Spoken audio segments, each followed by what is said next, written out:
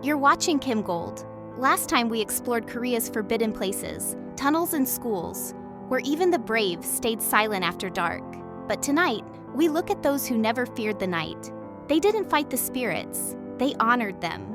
7 ways Koreans turned fear into harmony. Number 7. Red beans, the first warning. On the night of a full moon, red beans were scattered at every gate. It meant someone had returned. Mothers whispered to their children, "Don't go outside tonight."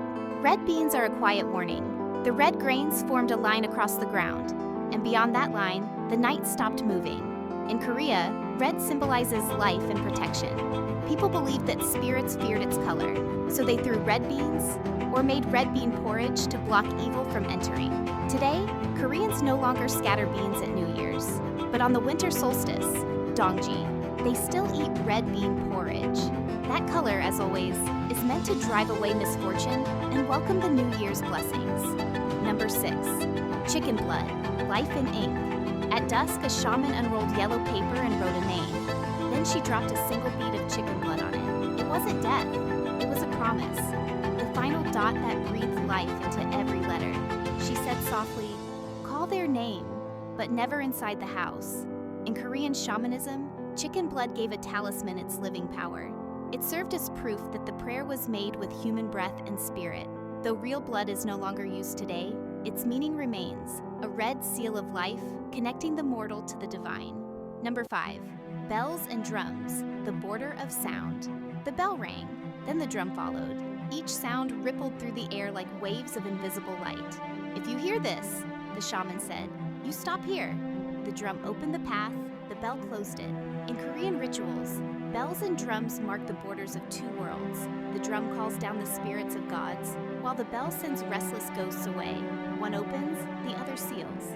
Even now, in traditional gut ceremonies, the rhythm of the drum and the trembling of bells announce where the human world ends and the spirit world begins. Number 4. Fire and ash, cleansing and seal. The fire flared, old letters and a single strand of hair burned to ash. The shaman whispered, "The reason they linger is because too much remains." Fire erased their traces, and the ash sealed the path behind them. Fire purifies, ash seals.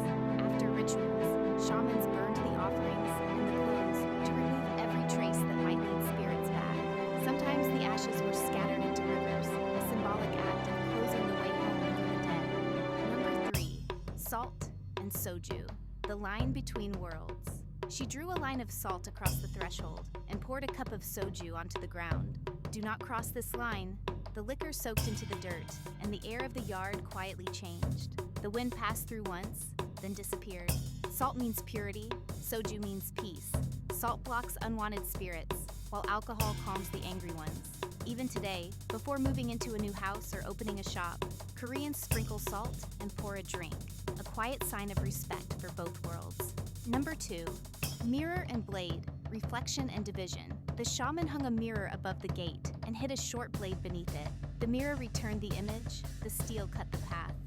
That night, a woman stood before the door and saw herself staring back. Her feet never crossed the threshold.